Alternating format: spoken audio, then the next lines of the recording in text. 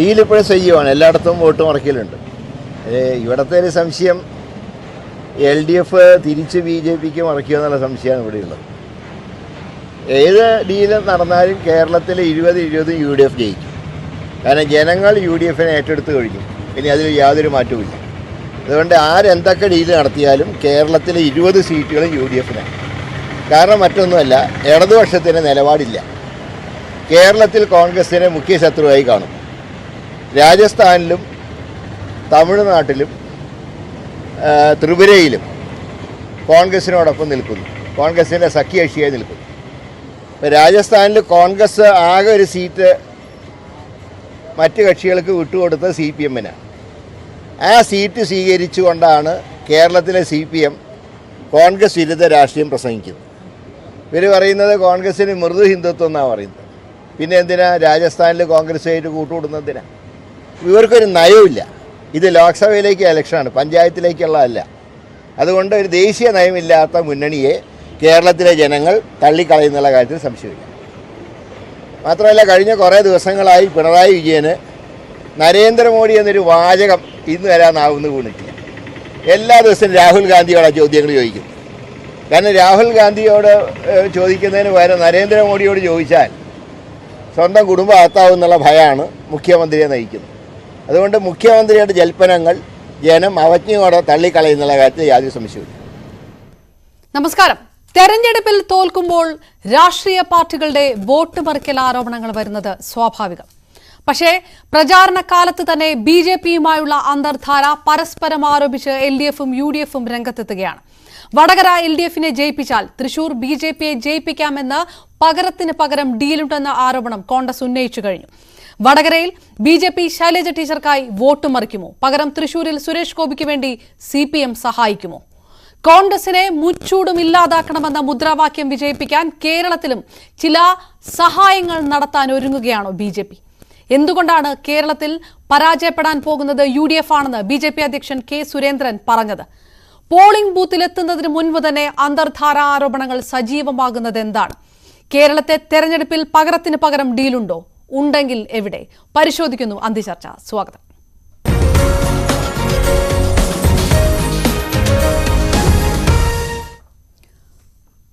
ചർച്ചയിൽ ചേരുന്നു മാധ്യമപ്രവർത്തകൻ ആനന്ദ് കൊച്ചുകൂടി, കോൺഗ്രസ് നേതാവ് ദീപ അനിൽ, വലത് നിരീക്ഷകൻ ഷാബു പ്രസാദ്, ഇടത് നിരീക്ഷകൻ ആയുർ ബിജു എന്നിവർ. ആദ്യം ശ്രീമതി ദീപ അനിൽ, K മുരളീധരൻ അടക്കമുള്ള നേതാക്കൾ ആവർത്തിച്ചു പറയുകയാണ് CPM BJP ബാന്ധവമുണ്ട്, അത് തെരഞ്ഞെടുപ്പിനെ ഏത് തരത്തിലാണ് ബാധിക്കുക എന്ന് പറയുന്നില്ലെങ്കിൽ പോലും ജനങ്ങൾക്ക് മുന്നിലേക്കാണ് ഈ കാര്യം പറയുന്നത്. എല്ലാ കാലത്തും, എല്ലാ തെരഞ്ഞെടുപ്പ് കാലത്തും ഫലം വന്നതിന് ശേഷം കേൾക്കുന്ന ആരോപണങ്ങൾ തന്നെയാണ് ഈ ഡീൽ എന്നതിൽ തർക്കമില്ല. പക്ഷേ ഈ പ്രചാരണ കാലത്ത് തന്നെ കോൺഗ്രസ് നേതാക്കൾ ഇത് പറയുന്നത് എന്തുകൊണ്ടാണ്? ഒരു തോൽവി കോൺഗ്രസ് നേതാക്കൾ ഭയക്കുന്നുണ്ടോ? ഈ ഒരു CPM BJP LDF BJP CPM BJP ബാന്ധവത്തെക്കുറിച്ച് പറയുന്നത് കോൺഗ്രസ് നേതാക്കളല്ലല്ലോ. CPMന്റെയും BJPയുടെയും നേതാക്കന്മാരാണ് ഈ ബാന്ധവത്തെക്കുറിച്ച് പരോക്ഷമായിട്ട് പറഞ്ഞുകൊണ്ട് ജനങ്ങളെ തെറ്റിദ്ധരിപ്പിക്കുന്നത്. തീർച്ചയായിട്ടും ഇന്ന് ശ്രീ K മുരളീധരൻ പറഞ്ഞതെന്ന് പറഞ്ഞാൽ നമ്മൾ റിസൾട്ടിനെ കുറിച്ചിട്ട്, ഫലത്തിനെ കുറിച്ചിട്ട് നമ്മൾ ഒന്നും പറയുന്നില്ല എന്ന് പറയുന്നത് തെറ്റാണ്. 20-20 സീറ്റും UDF നേടുമെന്ന് തന്നെയാണ് കോൺഗ്രസിൻ്റെയും UDFിൻ്റെയും നേതാക്കൾ പറയുന്നത്. ഈ അവിശുദ്ധ ബാന്ധവത്തിൻ്റെ ഓരോരോ തെളിവുകൾ ഓരോ ദിവസമായിട്ട് നിങ്ങൾ മാധ്യമപ്രവർത്തകർ തന്നെ പുറത്തു കൊണ്ടുവരുന്നുണ്ട്. അവരുടെ നേതാക്കന്മാരുടെ വായിൽ നിന്നും വരുന്നുണ്ട്. നമുക്കറിയാം EP ജയരാജൻ എന്താണ് പറയുന്നതെന്നുള്ളത്.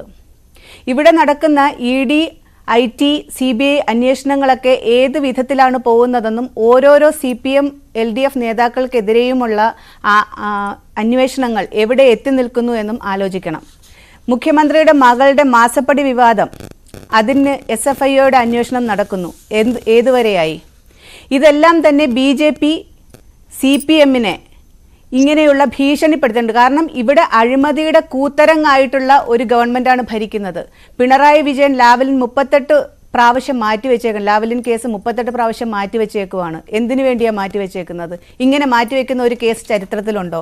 അതുപോലെ മാസപ്പടി വിവാദം, ലൈഫ് മിഷൻ അഴിമതി, കരുവന്നൂർ ബാങ്ക് തട്ടിപ്പ്, ഈ സഹകരണ ബാങ്കിലെ തട്ടിപ്പ്, ഇതെല്ലാം തന്നെ ദേശീയ ഏജൻസികൾ, അന്വേഷണ ഏജൻസികൾ ഇവിടെ വന്ന് അന്വേഷിക്കുന്നു. അതിൻ്റെ കൃത്യമായ തെളിവെടുപ്പും എല്ലാം നടത്തുന്നു. അതിനുശേഷം യാതൊരു നടപടിയും ഉണ്ടാകുന്നില്ല. ഇതെല്ലാം തന്നെ CPM-ന്റെ നേതാക്കന്മാരെ മുൾമുനയിൽ നിർത്തിക്കൊണ്ട് BJP-ക്ക് ഇവിടെ അവരുടെ അന്തർധാര സജീവമാക്കുന്നതിനുള്ള ടെക്നിക്കുകളാണ് ഈ കാണിക്കുന്നതെല്ലാം. പിന്നെ ഇത് എത്രയോ വളരെ വ്യക്തമായി വന്നതാണ് തിരുവനന്തപുരത്തെ സ്ഥാനാർത്ഥിയും EP ജയരാജനും തമ്മിലുള്ള റിസോർട്ട് ബാന്ധവം. ഇവർ തമ്മിൽ രാഷ്ട്രീയമായ അന്തർധാര മാത്രമല്ലല്ലോ, ബിസിനസ് ബാന്ധവവും ഉണ്ടല്ലോ. അപ്പോൾ പിന്നെ CPM-നെ സംബന്ധിച്ചിടത്തോളം ഈ ഒരു BJP-യുമായുള്ള കൂട്ടുകെട്ട് പുതിയതൊന്നുമല്ല. പിണറായി വിജയൻ ആദ്യമായിട്ട് MLA ആയിട്ട് മത്സരിച്ച് ജയിക്കുന്നത് പോലും BJP-യുടെ അവരുടെ പിന്തുണയോടുകൂടിയാണ്. അപ്പോൾ ശ്രീ പിണറായി വിജയനെ സംബന്ധിച്ചിടത്തോളം അങ്ങനെ യാതൊരു നിലപാടുമില്ല. പക്ഷെ ഇപ്പോ അദ്ദേഹത്തിന്റെ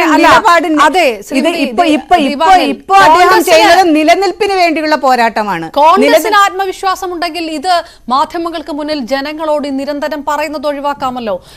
നിങ്ങൾ വോട്ടർമാരെ കുറച്ച് കാണുകയാണോ? ആത്മവിശ്വാസം ഉണ്ടെങ്കിൽ ആ രീതിയിലാണല്ലോ തെരഞ്ഞെടുപ്പിനെ നേരിടേണ്ടത്. തീർച്ചയായിട്ടും ഞങ്ങൾക്ക് ആത്മവിശ്വാസത്തിന് ഒരു കുറവുമില്ല. പക്ഷേ നിങ്ങൾ പത്രക്കാർ ചോദിക്കുമ്പോഴല്ലേ നമ്മുടെ നേതാക്കന്മാർ പറയുന്നത്. പത്രസമ്മേളനത്തിലല്ലേ പ്രതിപക്ഷ നേതാവ് ഈ വൈദേഹത്തിന്റെയും നിരാമയ ആ ഒരു കൂട്ടുകെട്ടിനെ കുറിച്ചിട്ട് നിങ്ങൾ ചോദിച്ചപ്പോഴല്ലേ പറഞ്ഞത്. തീർച്ചയായിട്ടും നമ്മൾക്ക് ഈ ഒരു ബാന്ധവം എന്ന് പറയുന്നത് ഈ തെരഞ്ഞെടുപ്പ് സമയത്ത് ജനങ്ങൾ വോട്ട് മറിക്കുക എന്ന് പറഞ്ഞാൽ എന്താണ്? ജനാധിപത്യ സംവിധാനത്തെ അട്ടിമറിക്കുകയല്ലേ ചെയ്യുന്നത്. ജനങ്ങൾ ഒരു കക്ഷിക്ക് വോട്ട് ചെയ്യുന്നു. അത് ജനാധിപത്യ സംവിധാനം അട്ടിമറിക്കാനുള്ളതാണ്. CPM-ന് BJP-യെ പേടിയാണ്, കേന്ദ്ര ഗവൺമെന്റിനെ പേടിയാണ്, പിണറായി വിജയന് കേന്ദ്ര ഗവൺമെന്റിനെ പേടിയാണ്. അതുകൊണ്ട് EP ജയരാജനെ കൊണ്ട് ഓരോരോ കാര്യങ്ങൾ അദ്ദേഹം ചെയ്യിക്കുകയാണ്. ഇതെല്ലാം തന്നെ ഞങ്ങളുടെ പ്രതിപക്ഷ നേതാവ് വാർത്താ സമ്മേളനത്തിൽ പറഞ്ഞതാണ്.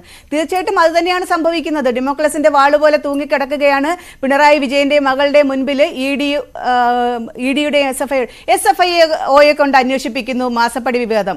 അന്വേഷിച്ചിട്ട് എന്താ എവിടെയെങ്കിലും എത്തിയോ?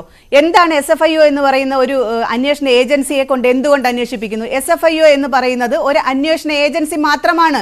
ആ അന്വേഷണ ഏജൻസിക്ക് ചാർജ് ഷീറ്റ് നൽകാനോ കേസ് എടുക്കാനോ അറസ്റ്റ് ചെയ്യാനോ ഒന്നുമുള്ള ഒരു റൈറ്റ് ഇല്ലാത്ത ഒരു അന്വേഷണ ഏജൻസിയെ കൊണ്ട് അന്വേഷിപ്പിക്കുന്നു. അവരുടെ റിപ്പോർട്ട് കേന്ദ്ര ഗവൺമെന്റിന് കൊടുക്കുന്നു. കേന്ദ്ര ഗവൺമെന്റ് തീരുമാനിക്കും ഇതിനെതിരെ കേസ് എടുക്കണോ വേണ്ടയോ എപ്പോൾ എടുക്കണം എന്നുള്ളത്. അങ്ങനെയുള്ള ഒരു അന്വേഷണ ഏജൻസിയെ കൊണ്ടാണോ ഈ മാസപ്പടി? 12 കമ്പനികളാണ് മുഖ്യമന്ത്രി പിണറായി വിജയന്റെ മകളുടെ കമ്പനിയിലേക്ക് വിത്തൗട്ട് എനി സർവീസ് പൈസ കൊടുത്തേക്കുന്നത്. അപ്പൊ ഇത്രയും ഗുരുതരമായ ഒരു ആരോപണം പോലും ഇങ്ങനെയുള്ള ഒരു ഏജൻസിയെ കൊണ്ട് അന്വേഷിപ്പിക്കുന്നു. അതവിടെ മരവിപ്പിച്ച് നിർത്തുന്നു. ഹെക്സാലോജിക്കിന്റെ കാര്യങ്ങൾ എന്താണ്? 2021 ED അന്വേഷണം ആരംഭിച്ചതാണ്. എവിടെ എത്തി നിൽക്കുന്നു? എന്താണ് അതിന്റെ പ്രോഗ്രസ് എന്താണ്? എന്തുകൊണ്ട് അത് മുന്നോട്ടുള്ള കാര്യങ്ങളിലേക്ക് കടക്കുന്നില്ല? അപ്പൊ ഇത് അന്തർധാര സജീവമാണെന്നുള്ളത് വ്യക്തമല്ലേ? അപ്പൊ ഇവിടുത്തെ ഈ ദുർഭരണത്തെ, ഇവരുടെ അഴിമതിയെ പ്രൊട്ടക്ട് ചെയ്യുന്നതിന് വേണ്ടി ഇവർ തമ്മിലുള്ള ഡീലാണ് ഇവിടെ അവർക്ക് ഒരു സീറ്റ് കൊടുക്കുക എന്നുള്ളത്. പക്ഷെ കേരളത്തിലെ ജനങ്ങൾ പ്രബുദ്ധരാണ്, അവരിതിലൊന്നും വീഴില്ല. ഈ ഒരു കൂട്ടുകച്ചവടം തീർച്ചയായിട്ടും ഇത് ജനങ്ങൾ ഇവർക്കെതിരെ വിധി എഴുതുക തന്നെ ചെയ്യും. തിരികെ എത്താം. ശ്രീ ഷാബു പ്രസാദ്, കോൺഗ്രസ് മുക്ത ഭാരതം എന്നുള്ളത് BJP-യുടെ മുദ്രാവാക്യമാണ്. അതിനുവേണ്ടി എന്തും ചെയ്യാം, അതിനുവേണ്ടി ചില അഡ്ജസ്റ്റ്മെന്റുകളൊക്കെ കേരളത്തിൽ നടത്താൻ ഒരുങ്ങുകയാണോ BJP? എന്തായാലും പരാജയപ്പെടാൻ പോകുന്നത് UDF ആണെന്ന് BJP സംസ്ഥാന അധ്യക്ഷൻ തന്നെ പറഞ്ഞതിൽ എങ്ങനെയാണ് ചേർത്ത് വായിക്കേണ്ടത്? പരാജയപ്പെടാൻ പോകുന്നത് UDF ആണ് എന്ന് മനസ്സിലാക്കാൻ വെറും സാമാന്യ ബോധം മാത്രം മതി. ഒന്ന്, ഇവർ ഇനി ഭാരതം ഈ രാജ്യം ഭരിക്കാൻ പോകുന്നില്ല എന്ന ഒരു പൊതുവികാരം ഇവിടെയുണ്ട്. അങ്ങനെയുള്ളവരെ ജയിപ്പിച്ചു വിട്ടിട്ട് എന്ത് കാര്യം എന്നുള്ള ഒരു സംഭവം. പിന്നെ 19 MP-മാർ ഈ കഴിഞ്ഞ 5 വർഷം പാർലമെന്റിലുണ്ടായിരുന്നു. അവരുടെ ഒരു സ്കോർ കാർഡ് ഇവിടെയുണ്ട്. അവരുടെ ഒരു പ്രോഗ്രസ് റിപ്പോർട്ട് ജനങ്ങളുടെ മുമ്പിലുണ്ട്. അവിടെ പോയിരുന്ന് ബഹളം വെക്കാനും കൈവെക്കാനുമല്ലാതെ അവിടെ ഒരു പാർലമെന്റിൽ മനുഷ്യന് മനസ്സിലാവുന്ന ഭാഷയിൽ രണ്ട് വാക്ക് പറയാൻ അറിയാവുന്ന ഇവിടുന്ന് പോയ ഒരു MP-മാരിൽ ഉള്ള ഒരേ ഒരു MP പ്രേമചന്ദ്രൻ മാത്രമാണ്. അല്ലാതെ ഇവരെന്താണ് പാർലമെന്റിൽ ഈ 5 വർഷം കാണിച്ചു കൂട്ടിയത് എന്നുള്ളതിന്റെ കൃത്യമായ പ്രോഗ്രസ് റിപ്പോർട്ടും അതിന്റെ കാര്യങ്ങളും ജനങ്ങളുടെ മുമ്പിലുണ്ട്. 3, UDF-നെ കാലാകാലങ്ങളായി പിന്തുണച്ചുകൊണ്ടിരുന്ന ന്യൂനപക്ഷങ്ങളുടെ വോട്ട്, ആ ന്യൂനപക്ഷ വോട്ട് ബാങ്ക് LDF അങ്ങനെ തന്നെ മാന്തിക്കൊട്ട് പോയിട്ടുണ്ട്. അതാണ് അവരെ 2021 തുടർ ഭരണത്തിലേക്ക് LDF-നെ എത്തിച്ചത്. ന്യൂനപക്ഷ വോട്ട് ബാങ്ക്, പ്രത്യേകിച്ച് മുസ്ലിം വോട്ട് ബാങ്ക് ഇപ്പോൾ LDF-ന്റെ ഒപ്പമാണ്. ക്രിസ്ത്യൻ വോട്ട് ബാങ്ക് വളരെ വലിയ തോതിൽ BJP അതിലേക്ക് കടന്നു കയറിയിട്ടുണ്ട്, ഇൻക്ലൂഡ് ചെയ്തിട്ടുണ്ട്. അങ്ങനെ കോൺഗ്രസിന്റെ പരമ്പരാഗതമായ വോട്ട് ബാങ്കുകളെല്ലാം തകർന്നു. ഇത്രയും യാഥാർത്ഥ്യങ്ങൾ ഒരു നമ്മുടെ മുമ്പിൽ നിൽക്കുമ്പോൾ UDF ഇവിടെ തോൽക്കും എന്ന് ഉറപ്പിച്ച് പറയാൻ വെറും സാമാന്യ ബോധം മാത്രം മതി. മറ്റൊന്ന്, ഇവിടെ 10 ഇപ്പം 2016 മുതൽ ഇപ്പോൾ വരെ ഇന്നേ നിമിഷം വരെ UDF പ്രതിപക്ഷത്താണ്. ഒരു പ്രതിപക്ഷ ധർമ്മം എന്നുള്ള നിലയിൽ അവർ എന്താണ് ഈ നാട്ടിൽ ചെയ്തത്? ഈ ശ്രീമതി കോൺഗ്രസിന്റെ പ്രതിനിധി അവർ പറഞ്ഞത് ഞാൻ അംഗീകരിക്കുന്നു. കൊടിയ അഴിമതിയും ദുർഭരണവുമാണ് ഈ നാട്ടിൽ നടക്കുന്നത് എന്നുള്ള കാര്യത്തിൽ യാതൊരു സംശയവുമില്ല.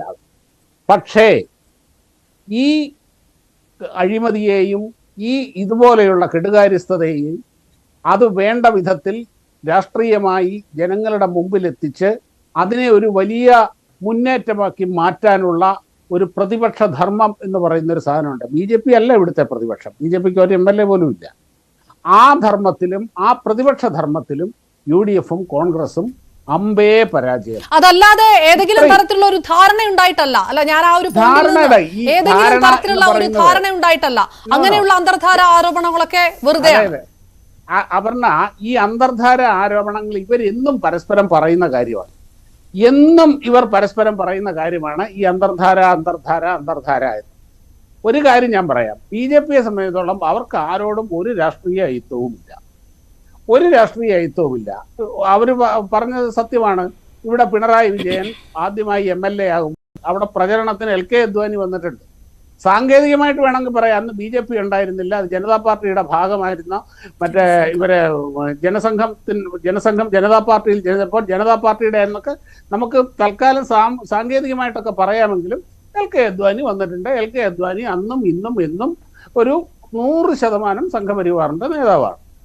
അതേപോലെ 1991 ഇവിടെ കോലീബി സഖ്യം എന്നിവർ പറയുന്ന അത് യാഥാർത്ഥ്യമായിരുന്നു.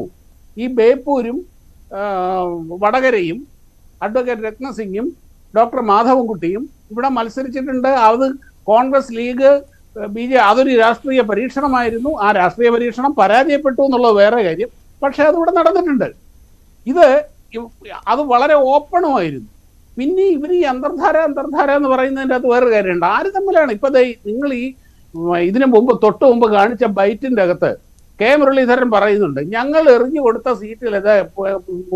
കൊടുത്ത എല്ലിൻ കഷ്ണം കൊടുത്ത ആ സീറ്റിലാണ് അവിടെ അവർ മത്സരിക്കുന്നത്. ഈ സഖ്യനപ്പുറത്തേക്ക് തമിഴ്നാട്ടിൽ ഇവർ തോളോട് തോൾ ചേർന്നാണ് മത്സരിക്കുന്നത്. അവിടെ CPM സ്ഥാനാർത്ഥിയുടെ പോസ്റ്ററിൽ മാർക്സോ ഏംഗൽസോ യെച്ചൂരിയോ പോലും ഇല്ല, രാഹുൽ ഗാന്ധിയാണുള്ളത് CPM സ്ഥാനാർത്ഥിയുടെ പോസ്റ്ററിൽ. ഇവിടെ ഇത്ര ഓപ്പണായിട്ട് ഇങ്ങനെ കാര്യങ്ങൾ ഈ രാജ്യം മുഴുവൻ നടക്കുമ്പോൾ ഈ കേരളത്തിൽ വന്ന് ഈ മറ്റുള്ള മനുഷ്യരെ വിഡ്ഢികളാക്കാൻ വേണ്ടിയിട്ട് ഇവര് പറയും നിങ്ങൾ BJPയുടെ അന്തർധാര, മറ്റൊരു പറയുന്നത് അല്ല നിങ്ങളാണ് അന്തർധാര. ശരി, ശ്രീ ഷാബു പ്രസാദ്, പണ്ടൊരിക്കൽ ഓർഗനൈസറിൽ RSSന്റെ സൈദ്ധാന്തികൻ R ബാലശങ്കർ പറഞ്ഞത് താങ്കൾ ഓർമ്മിക്കുന്നുണ്ടാവുമല്ലോ. കേരളത്തിലെ തെരഞ്ഞെടുപ്പുമായി ബന്ധപ്പെട്ട് BJP CPM ധാരണയുണ്ട് എന്ന് അദ്ദേഹം പറയുകയും അത് പലതരം വിവാദങ്ങളാകുമ്പോൾ പറഞ്ഞതിൽ ഉറച്ചു നിൽക്കുകയാണ് എന്ന് പലതവണ മാധ്യമങ്ങളിൽ വന്ന വിഷയമുണ്ട്. ഞാൻ ഇടയിൽ ജസ്റ്റ് ഒന്ന് പറഞ്ഞു വിട്ടെന്നേ ഉള്ളൂ. ഞാൻ പറഞ്ഞില്ലേ, ഓരോ രാഷ്ട്രീയ നിരീക്ഷകർക്ക് അല്ലെങ്കിൽ രാഷ്ട്രീയങ്ങൾക്ക് അവരവരുടേതായ നിരീക്ഷണങ്ങളും കാര്യങ്ങളും ഒക്കെ ഉണ്ടാകും. അല്ലാതെ ഇവിടെ LDFും BJPയും കൂടെ ഒരുമിച്ചിരുന്ന ഒരു ധാരണയുണ്ടാക്കി അങ്ങനെ മത്സരിച്ചു ഇങ്ങനെ മത്സരിച്ചു, അതൊന്നും നടക്കാത്ത കാര്യം. നിങ്ങളൊന്ന് വെറുതെ നിങ്ങളുടെ സാമാന്യ ബുദ്ധി. ശരി, ഒറ്റ കാര്യം ഞാൻ ഒരു പ്രവചനത്തിനായിട്ട് ചോദിക്കുകയാണ്. താങ്കളെ സംബന്ധിച്ചിടത്തോളം താങ്കൾ എന്താണ് കരുതുന്നത്? വടകരയിലും തൃശ്ശൂരിലും ആര് ജയിക്കുമെന്നാണ് കരുതുന്നത്? ഏത് വടകരയിലും തൃശ്ശൂരിലും? ഒരു കാര്യം ഞാൻ പറയാം, ഞാൻ വടകര തൃശ്ശൂർ ഞാൻ എടുത്തു പറയുന്നില്ല. കേരളത്തിൽ കഴിഞ്ഞ തെരഞ്ഞെടുപ്പിന്റെ നേരെ റിവേഴ്സ് ആവാനുള്ള ഒരു സാധ്യതയുണ്ട്. കേരളത്തിൽ BJP 2 സീറ്റിൽ എന്തായാലും ജയിക്കും. ഒരു 14 സീറ്റിലെങ്കിലും LDF ആയിരിക്കും ജയിക്കാൻ പോകുന്നത് എന്നാണ് എൻ്റെ ഒരു ധാരണ. ഓക്കെ, ഞാൻ തിരികെ എത്താം. ആയുർ ബിജു, ഏത് വിധേയനെയും കോൺഗ്രസിനെ തോൽപ്പിക്കണമെന്ന് ഉറച്ചു വിശ്വസിക്കുന്ന ഇടതുപക്ഷം, അങ്ങനെ പറഞ്ഞുകൊണ്ടിരിക്കുന്ന CPM, അതുകൊണ്ട് തന്നെ BJPയുമായിട്ട് ഇത്തരം ചില ധാരണകൾ വെച്ചു പുലർത്തുന്നുണ്ട് എന്ന് കോൺഗ്രസ് നേതാക്കൾ പറഞ്ഞാൽ, സ്ഥിരമായിട്ട് ആരോപിച്ചാൽ അതിൽ കുറ്റം കാണുന്നത് എങ്ങനെയാണ്? ഒരു കാരണവശാലും ഇന്ത്യ മുന്നണിയുടെ ഭാഗമായി നിൽക്കുന്ന ഇടത് ജനാധിപത്യ മുന്നണി ഇത്തരത്തിലൊരു തീരുമാനം എടുത്തിട്ടില്ല. കേരളത്തിൽ ഞങ്ങൾ പരസ്പരം മത്സരിക്കുന്നു എന്നുള്ളത് സത്യം തന്നെയാണ്. അപ്പോഴും ഞങ്ങൾക്കൊരു പ്രഖ്യാപിത ലക്ഷ്യമുണ്ട്. ഞങ്ങൾ ഇന്ത്യ മുന്നണിയുടെ ഭാഗമാണ്. അതിന് ഭാഗമായി ജനാധിപത്യ ചേരി അധികാരത്തിൽ വരണമെന്ന് ആഗ്രഹിക്കുന്ന, അതിനുവേണ്ടി പ്രവർത്തിക്കുന്ന, അതിന് പിൻബലം കൊടുക്കുന്ന, അതിനുവേണ്ടി സമ്പത്ത് മുടക്കുന്ന ഒരു രാഷ്ട്രീയ പ്രസ്ഥാനവും രാഷ്ട്രീയ മുന്നണിയുമാണ് കേരളത്തിലെ ഇടതുപക്ഷ ജനാധിപത്യ മുന്നണി. എന്നോടൊന്ന് ക്ഷമിക്കണം, ഞാൻ തുടക്കത്തിൽ തന്നെ ഇടപെടുന്നതിൽ ക്ഷമിക്കണം. ആ ഒരു വാക്ക് നിങ്ങൾ ഇന്ത്യ മുന്നണി ജയിപ്പിക്കണമെന്ന് ആഗ്രഹിക്കുന്നു എന്ന് പറയുന്നത് കൊണ്ടാണ് എല്ലാ സമയത്തും പറയുന്നത് കോൺഗ്രസ് ഇതാ തീർന്നിരിക്കുന്നു, കോൺഗ്രസ് അവസാനിക്കുകയാണ് എന്ന് പറയുന്നവരാണ് കേരളത്തിലെ CPM. ഞാൻ എടുത്തു പറയുന്നു, കേരളത്തിലെ CPM, ദേശീയ തലത്തിലെ യെച്ചൂരി അടക്കമുള്ള CPM നേതാക്കൾ അതല്ല പറയുന്നത്, എനിക്കും അറിയാം, താങ്കൾക്കും അറിയാം. പക്ഷെ കേരളത്തിലെ CPM എടുത്തു പറയുമ്പോൾ തീരുകയാണ് കോൺഗ്രസ്. ഇന്ത്യ മുന്നണിയെ നയിക്കുന്ന കോൺഗ്രസ് അമ്പേ പരാജയപ്പെട്ടു, കാലം കഴിഞ്ഞു, നാമാവശേഷമായി, നാശമായി എന്ന് പറഞ്ഞുകൊണ്ടിരിക്കുകയാണ് CPM. സ്വാഭാവികമായിട്ടും BJP വിരുദ്ധ ചേരിയിൽ നിൽക്കുന്ന ഒരാളെ സംബന്ധിച്ചിടത്തോളം, ഒരു വോട്ടറെ സംബന്ധിച്ചിടത്തോളം ഇത് കേൾക്കുമ്പോൾ ഏത് തരത്തിലുള്ള ഒരു ചിന്തയാണ് വരിക? ശ്രീ ആയൂർ ബിജു.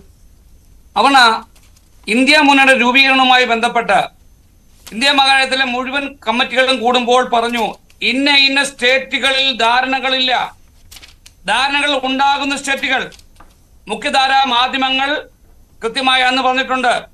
അവർ തന്നെ പറഞ്ഞു, ഇന്ന സ്റ്റേറ്റുകളിൽ പരസ്പരം മത്സരിക്കും അവരുടെ ശക്തിക്കനുസരിച്ച്.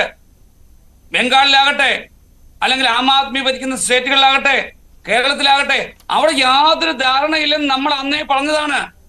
അതേസമയം ഒരു പൊതു മിനിമം പരിപാടിയുടെ ഭാഗമായിട്ട് ഞങ്ങൾ ഒരു പക്ഷേ വേണ്ടി വന്നാൽ കോൺഗ്രസിനെ ഞങ്ങൾ ഇന്ത്യ മുന്നണി ഭാഗമായിട്ട് സഹായിക്കും. ഞങ്ങൾ പണ്ട് സഹായിച്ചിട്ടുണ്ട്, അത് ഓർമ്മയുണ്ടല്ലോ. മൻമോഹൻ സിംഗിന്റെ UPA രണ്ടാം ഭരണകാലഘട്ടത്തിൽ കമ്മ്യൂണിസ്റ്റ് പാർട്ടിയിലെങ്കിൽ ദീപയുടെ പാർട്ടിയില്ലെന്നേ ദീപ വലിയ കാര്യത്തിൽ ഇവിടുത്തെ പറഞ്ഞല്ലോ. ദീപയ്ക്ക് ചരിത്രം അറിയില്ല, ദീപ അല്പം കൂടി ചരിത്രം പഠിച്ചിട്ട് വേണം സംസാരിക്കാൻ.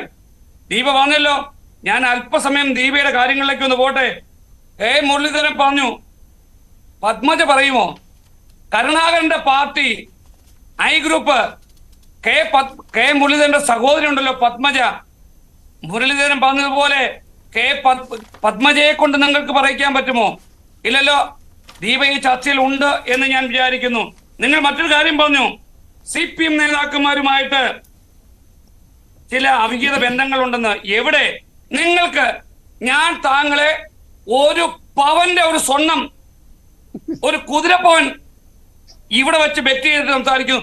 ഒരു തെളിവ് നിങ്ങൾക്ക് ഹാജരാക്കാൻ സാധ്യമാകുമോ? ഞാനിപ്പോ ഇന്ന് തന്നെ ഈ ചാനലിനകത്ത് ഞാൻ ചോദിക്കുന്നു. ഇനി ഞാൻ ചോദിക്കട്ടെ, ലാവ്ലിൻ കേസ് മാറ്റിവെച്ചു. ആര് ലാവ്ലിൻ കേസ് മാറ്റിവെച്ചു? ദീപയ്ക്ക് അറിയാമോ? ലാവ്ലിൻ കേസ് കോടതിയിലാണ്, സുപ്രീം കോടതിയിലാണ്. താങ്കളുടെ അജ്ഞത വലിയ മിടുക്കായിട്ട് കാണരുത്. ലാവ്ലിൻ കേസ് മാറ്റിവെച്ചത് സുപ്രീം കോടതിയാണ്, അല്ലാതെ ഒരു രാഷ്ട്രീയ പാർട്ടിയുമല്ല. അവിടെ ഞങ്ങൾക്ക് എന്ത്, അല്ലെങ്കിൽ മറ്റൊരു രാഷ്ട്രീയ പാർട്ടിക്ക് എന്ത്? അതുകൊണ്ട് പൊതുസമൂഹത്തിന് മുന്നിൽ വന്നിരുന്നുകൊണ്ട് ഇതുകൊണ്ടാണ് ഈ കോൺഗ്രസ് എന്ന സാധനം ഇല്ലാതായി പോകുന്നത്. ഇതേപോലുള്ള ആൾക്കാര് മൗഢ്യം വിളിച്ചു പറയുമ്പോൾ ന്യൂസ് 18 പ്രേക്ഷകർക്ക് മുന്നിലേക്ക് ലക്ഷക്കണക്കിന് പേർ കാണുന്ന ന്യൂസ് 18 മുന്നിൽ വന്നിരുന്നുകൊണ്ട് ഇത്തരത്തിലുള്ള വിഡ്ഢിത്തം മേലാൽ വിളംബരം. ഇതൊക്കെ ദീപയാണ് ഇതിന് മറുപടി പറയേണ്ടത്. ഞാനത് ദീപയിലേക്ക് വരുന്നതിന് മുൻപ് ഞാൻ ദീപയിലേക്ക് വരാം. ആയൂർ ബിജു പറഞ്ഞ ആരോപണങ്ങൾക്ക് അല്ല, എനിക്ക് മുന്നേ സംസാരിച്ചവർ പറഞ്ഞ മറുപടി ഒരു ഇടതുപക്ഷക്കാരൻ എന്ന നിലയിൽ പറയാൻ താങ്കൾക്ക് അവസരം തന്നില്ലെങ്കിൽ, താങ്കൾ എനിക്ക് അവസരം തന്നെങ്കിൽ പിന്നെ എന്നെ ചർച്ചയ്ക്ക് വിളിക്കരുത്. മാസപ്പടി വിവാദത്തെ കുറിച്ച് പറഞ്ഞു ദീപേ. മാസപ്പടി വിവാദം എവിടെ എത്തി നിൽക്കുന്നു? കരുവന്നൂർ കേസിനെ കുറിച്ച് പറഞ്ഞു. കരുവന്നൂർ കേസ് മാത്രമാണോ ദീപേ രാജ്യത്തുണ്ടായ സഹകരണ ബാങ്ക് തട്ടിപ്പ്? 220ഓളം സഹകരണ ബാങ്കുകളിൽ തട്ടിപ്പ് നടന്നതിൽ 190 എണ്ണവും കോൺഗ്രസ്സുകാരനാണ്. വയനാട്ടിൽ KPCC സെക്രട്ടറി, അരാട്ട് ബാങ്ക് തൃശ്ശൂരിൽ, നിങ്ങളുടെ അതേപോലെ കൊല്ലത്ത് നിങ്ങൾ എത്ര ബാങ്കുകളുണ്ടെന്ന് അറിയാമോ? പ്രതാപ തമ്പാന്റെ ബാങ്ക്, ഞാൻ ഉൾപ്പെടെ, ഞാൻ ഡയറക്ടർ ബോർഡ് അംഗമായിട്ടിരിക്കുന്ന ഇന്നും ഇരിക്കുന്ന കേസുകളുടെ വിഷയമല്ലല്ലോ, ദേശീയ അന്വേഷണ ഏജൻസികൾ എന്ത് നിലപാടെടുക്കുന്നു എന്നതല്ലേ അതിന്റെ പോയിന്റ്. അല്ല, ഈ കേസുകളുടെ വിഷയമല്ലല്ലോ. ദേശീയ അന്വേഷണ ഏജൻസികൾ ഈ കേസുകളിൽ എന്ത് നിലപാടെടുക്കുന്നു, മെല്ലെപ്പോക്ക് നടത്തുന്നു എന്നല്ലേ കോൺഗ്രസ് പറയാൻ ഉദ്ദേശിക്കുന്നത്? അല്ല, എനിക്ക് അങ്ങനെയാണ് ക്ലിയർ ആയത്. ഇനി നോക്കട്ടെ, പിണറായി വിജയൻ ആദ്യമായി പിണറായി വിജയൻ മത്സരിച്ചപ്പോൾ BJP സഹായിച്ചു എന്ന് എന്റെ പ്രിയപ്പെട്ട സഹ പാനലിസ്റ്റ് ദിവ്യ പറഞ്ഞു. ദീപ ഞാൻ നേരത്തെ പറഞ്ഞ ഒരു പവൻ പകരം 1 പവനും കൂടെ വയ്ക്കുന്നു, 2 പവൻ. താങ്കൾക്ക് ധൈര്യമുണ്ടോ ഒരു രേഖ സഹിതം നാളെ ന്യൂസ് 18 ഫ്ലോറിൽ വന്നിരുന്ന് ഞങ്ങൾക്കെതിരെ സംസാരിക്കാൻ? വിടുവായത്തന്നെ പറയുന്നതിന് വിഡ്ഢിത്തം പറയുന്നുണ്ട്. ഒരു മര്യാദയുണ്ട്, ഒരു അതിരുണ്ട്. ഞാൻ അവസാനിപ്പിക്കാം. ഞാൻ 50,000 രൂപയൊക്കെ വില കേട്ടോ. അല്ലല്ല, ഞാൻ ആ വില കൊടുക്കാൻ ഷാവുച്ച് ചേട്ടാ ഞാൻ കൊടുക്കാൻ തയ്യാറാണെന്നേ. ഞങ്ങൾ ഇടതുപക്ഷ ജനാധിപത്യം ഞങ്ങളത്തെ ആർജവത്തോടു കൂടി പറയുന്നു. 2 പവൻ ദീപയ്ക്ക്, ഒരു ഇടത്തെ ചെവിയിൽ ഒരു എന്താണ് കടിച്ചനും ഒരു മോതിരവും കൊടുക്കാൻ ഞാൻ തയ്യാറാ. അല്ലല്ലേ, ഇനി കേൾക്കൂ, ഞാൻ ചോദിക്കട്ടെ ദീപേ, നിങ്ങളുടെ നേതാക്കന്മാര്, അതായത് നിങ്ങളുടെ ഏറ്റവും വലിയ നേതാവായ രാഹുൽ ഗാന്ധി എത്രയോ ED അന്വേഷണം നേരിടുന്നു, താങ്കൾക്കറിയാമോ? അറിയില്ല. നിങ്ങളുടെ റോബർട്ട് എനിക്ക് ആനന്ദ് കൊച്ചുകൂടിയിൽ കൂടെ ഒന്ന് പോകണം. ആനന്ദ് കുറെ നേരമായിട്ട് വെയിറ്റ് ചെയ്തുകൊണ്ടിരിക്കുകയാണ്. ആനന്ദ്, ഈ രീതിയിലുള്ള വെളിവാക്കാൻ പറ്റാത്ത തെളിവില്ലാത്ത ചില ആരോപണങ്ങളുമായി ചർച്ചയിൽ മേലാൽ വന്നിരിക്കരുത്. ഞാൻ വരാം. ഞാൻ ആനന്ദിലേക്ക് ഒന്ന് പോയ ശേഷം ഈ മറുപടിയിലേക്ക് വരാം. ആനന്ദ്, ഞാൻ ആ വിഷയത്തിലേക്ക് വലിയ രീതിയിലേക്ക് പോകുന്നതിന് മുമ്പ് ഇങ്ങനെ ഒരു അന്തർധാര ഉണ്ട് എന്നുള്ള ആരോപണങ്ങൾ, ഒരുപക്ഷെ ഫീൽഡുമായിട്ട് നിൽക്കുന്ന ഒരു മാധ്യമ പ്രവർത്തനം എന്ന രീതിയിൽ തന്നെ അതിന്റെ പൾസ് വ്യക്തമാക്കാൻ കഴിയുന്ന ഒരാൾ കൂടിയാണ്. പല ചർച്ചകളിലും ആനന്ദ് അത് പറഞ്ഞിട്ടുമുണ്ട്. പകരത്തിന് പകരം ഡീല് ഉണ്ടോ കേരളത്തിലെ തെരഞ്ഞെടുപ്പിൽ മണ്ഡലത്തിൽ? അതായത് തെരഞ്ഞെടുപ്പിന് മുൻപ് തന്നെ ഈ ആരോപണം സജീവമാകുന്നത് കൊണ്ടാണ്. അതിനുശേഷം ഇത്തരം ആരോപണങ്ങൾ പുതുമയുള്ള കാര്യമില്ല. ഉണ്ടെങ്കിൽ എവിടെ, അതേതെല്ലാം മണ്ഡലങ്ങളിൽ, പേരെടുത്ത് പറയാവുന്ന മണ്ഡലങ്ങളിൽ അത്തരം ഒരു ഡീല് നടക്കുന്നുള്ള ഈ ആരോപണം വെറും രാഷ്ട്രീയ സ്റ്റണ്ട് മാത്രമായിട്ട് തള്ളിക്കളയേണ്ടതാണോ?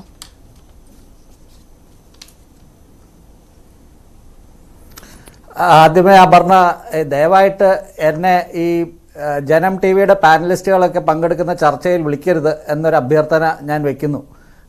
ഈ പാനലിസ്റ്റുകൾ ഒരു മിനിമം നിലവാരം പുലർത്തിയില്ലെങ്കിൽ ഇതുപോലെയുള്ള ചർച്ചകളിൽ പങ്കെടുക്കുക വലിയ ബുദ്ധിമുട്ടാണ്.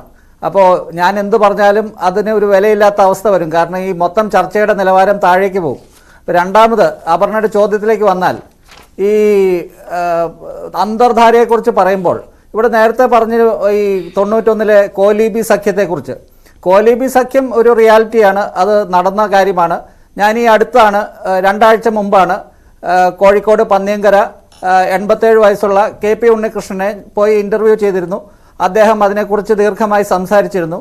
ആ കാര്യം നേരത്തെ ഇവിടെ പറഞ്ഞതുപോലെ തന്നെ രഹസ്യമായിട്ടും പരസ്യമായിട്ടും, അതായത് ഒരു ഓണപ്പ് ചെയ്യുന്ന ഒരു കാര്യമാണ്. അത് അന്ന് തന്നെ അതിനെക്കുറിച്ചുള്ള കാര്യങ്ങളെല്ലാം പുറത്തു വന്നതുമാണ്. പിന്നീട് നമുക്ക് അറിയാം, ഈ അതിനുശേഷം ഈ അന്തർധാരയെക്കുറിച്ച് സാധാരണ എല്ലാ തെരഞ്ഞെടുപ്പുകൾക്ക് ശേഷവും സംസാരിച്ചുകൊണ്ടിരിക്കുന്നത് ഇവിടുത്തെ കേരളത്തിലെ ഇടതുപക്ഷമാണ്.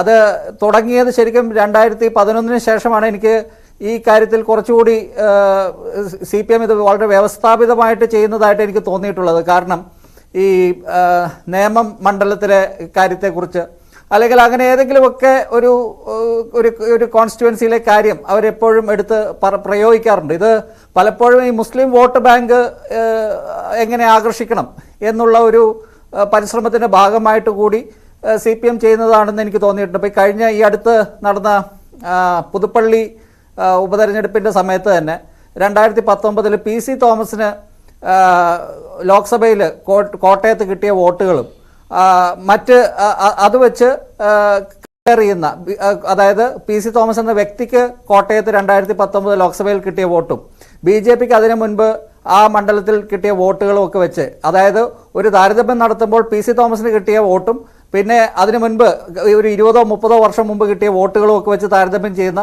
വളരെ വിചിത്രമായ കാഴ്ചകൾ പലപ്പോഴും ഇതുപോലുള്ള ചാനൽ ചർച്ചകളിൽ ഉണ്ടാകാറുണ്ട്. പക്ഷേ ഈ CPMൻ്റെ ഈ കാര്യത്തിലേക്ക് വരുമ്പോൾ, അതായത് CPM ഇങ്ങനെ പറയുന്നതിൻ്റെ ഒരു കാരണം ഞാൻ പറഞ്ഞു, അവർക്കതിന് പിന്നിൽ ഒരു ലക്ഷ്യമുണ്ട്. ഇവിടെ കോൺഗ്രസും BJPയും അല്ലെങ്കിൽ കോൺഗ്രസ് മൃദു ഹിന്ദുത്വം സമീപനം എടുക്കുന്നു എന്ന് പറയാതെ പറയുന്ന ഒരു കാര്യമാണ് ഈ ഡീലുകൾ, അന്തർധാരകൾ ഉണ്ടെന്ന് പറയുന്നത്. പക്ഷെ ഇത്തവണ ഒരു വ്യത്യാസം എന്താണെന്ന് വെച്ചാൽ, ഈ ആരോപണങ്ങൾ ഉന്നയിക്കുന്നത് കോൺഗ്രസ് ആണ്.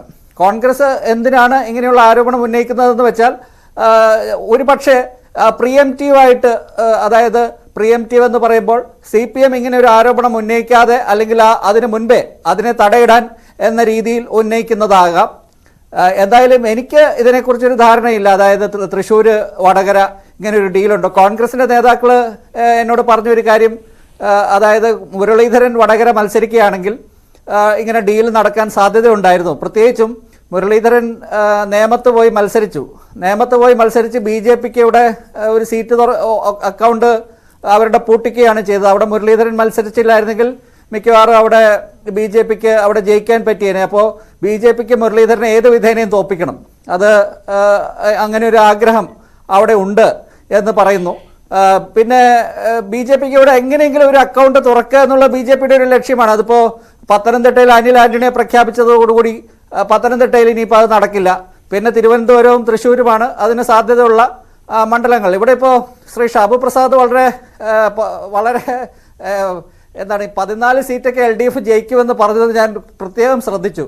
അദ്ദേഹത്തോട് അപർണ ഓഫ് ദി റെക്കോർഡായിട്ട് ചർച്ച കഴിഞ്ഞിട്ടൊന്ന് വിളിച്ചു ചോദിച്ചാൽ അദ്ദേഹം ഇതായിരിക്കില്ല പറയുന്നത്. അദ്ദേഹം ഇപ്പോൾ ചർച്ചയിൽ പറയുന്നത് 14 സീറ്റ് LDFനും 2 BJPക്കും, അതായത് 2004 ഒരു തരത്തിൽ ഈ ഇലക്ഷൻ വരും എന്നൊക്കെയാണ് അദ്ദേഹം പറയുന്നത്.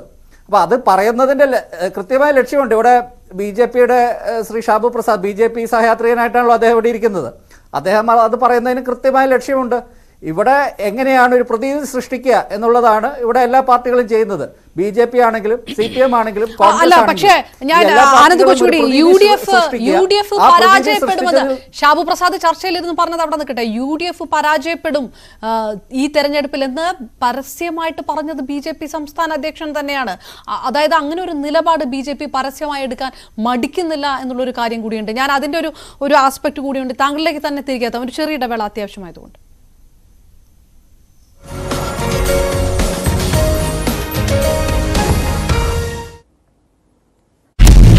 BJPക്കൊപ്പമുള്ള നേതാക്കളാണ്, പ്രത്യേകിച്ച് BJPയിലെ ഗാന്ധി കുടുംബാംഗങ്ങളാണ് ഈ രണ്ടുപേരും. 2009 മുതൽ വരുൺ ഗാന്ധി MP ആണ്. പിലിഭിത്തിൽ നിന്നും സുൽത്താൻപൂരിൽ നിന്നുമായി അദ്ദേഹം പാർലമെന്റിൽ എത്തുകയും ചെയ്തിട്ടുണ്ട്. ഏതായാലും ഇപ്പോൾ 5ാം പട്ടിക പുറത്തു വന്നപ്പോൾ സുൽത്താൻപൂരിൽ മേനക ഗാന്ധിക്ക് വീണ്ടും സീറ്റ് നൽകിയിട്ടുണ്ട് BJP. എന്നാൽ വരുൺ ഗാന്ധി ഒഴിവാക്കി അവിടെ കോൺഗ്രസിൽ നിന്ന് 2 വർഷം മുമ്പ് BJPയിലെത്തിയ ജിതിൻ പ്രസാദയെ ആണ് സ്ഥാനാർത്ഥിയായി പ്രഖ്യാപിച്ചിട്ടുള്ളത്. ഏതായാലും വരുൺ ഗാന്ധിയുടെ അടുത്ത നീക്കം എന്ത് എന്നുള്ളതാണ് ഏവരും ദേശീയ രാഷ്ട്രീയം തന്നെ ഉറ്റുനോക്കുന്നത്. പ്രത്യേകിച്ച് വരുൺ ഗാന്ധിക്ക് മുമ്പ് ഒരു ഓഫർ SP വെച്ചിരുന്നു. അതായത് വരുൺ ഗാന്ധിക്ക് സീറ്റ് നൽകുമോ എന്ന കാര്യത്തിൽ നൽകുന്നതിന് ശേഷം ഇക്കാര്യത്തിൽ ഉചിതമായ തീരുമാനമെടുക്കുമെന്നാണ് SP നേതാക്കൾ വ്യക്തമാക്കിയിരുന്നത്. അഖിലേഷ് യാദവ് തന്നെ അത്തരമൊരു പ്രതികരണം നടത്തുകയും ചെയ്തു. അപ്പോൾ SB വരുൺ ഗാന്ധിയെ പിന്തുണയ്ക്കാൻ തയ്യാറാകുമോ? അങ്ങനെ വരുൺ ഗാന്ധി SP-യുടെ കൂടി പിന്തുണയോടുകൂടി മത്സരിക്കുമോ അതോ സ്വതന്ത്രനായി മത്സരിക്കുമോ തുടങ്ങിയ കാര്യങ്ങളിലാണ് ഇനി വ്യക്തത വരാനുള്ളത്. ഏതായാലും ഒരു ഔദ്യോഗികമായ പ്രതികരണം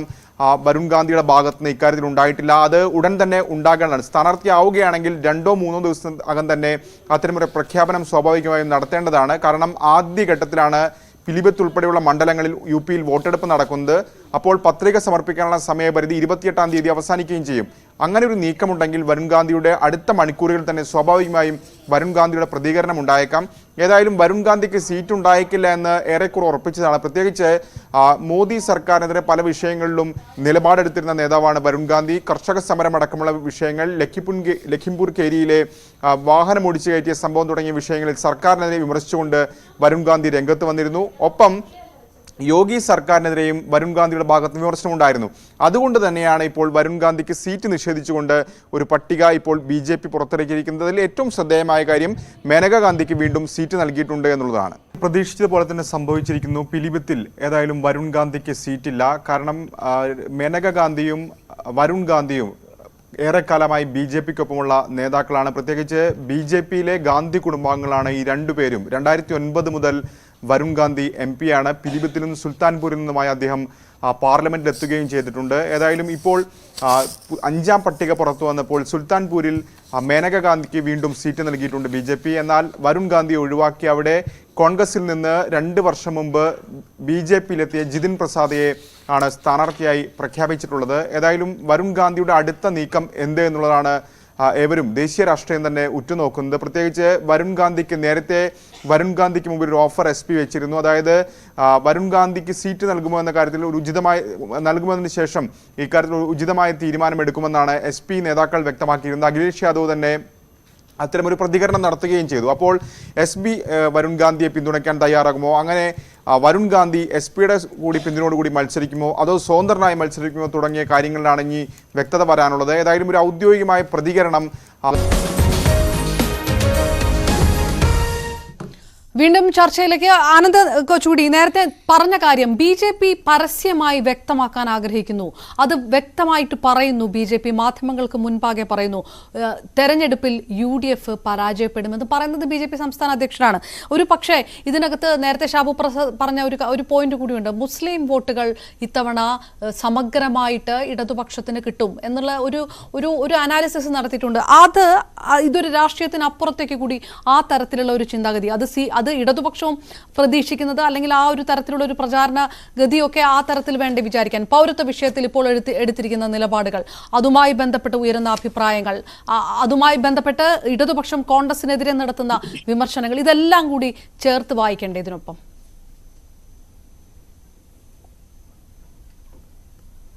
അല്ല, ഇത് ഈ പൗരത്വ വിഷയത്തിൽ മുഖ്യമന്ത്രി കാസർഗോഡും കണ്ണൂരും കോഴിക്കോടും മലപ്പുറവും പിന്നെ പേരിന് കൊല്ലത്തും ഇങ്ങനെ 5 കേന്ദ്രങ്ങളിൽ അദ്ദേഹം റാലികൾ നടത്തുന്നു. ഇത് എന്ത് സൂചനയാണ് നൽകുന്നതെന്ന് വെച്ചാൽ ഇത് ഒരു എന്താ പറയുന്നത് ന്യൂനപക്ഷ പ്രീണനം, ന്യൂനപക്ഷം എന്ന് പറയുന്നത് ഒരു കോഡ് ഭാഷയാണ്, മുസ്ലിം പ്രീണനം എന്ന തരത്തിൽ വേണമെങ്കിൽ വ്യാഖ്യാനിക്കാവുന്നതാണ്. ഞാനങ്ങനെ വ്യാഖ്യാനിക്കുന്നില്ല. പക്ഷേ അത് ഒരു വശത്ത് നടക്കുന്നു.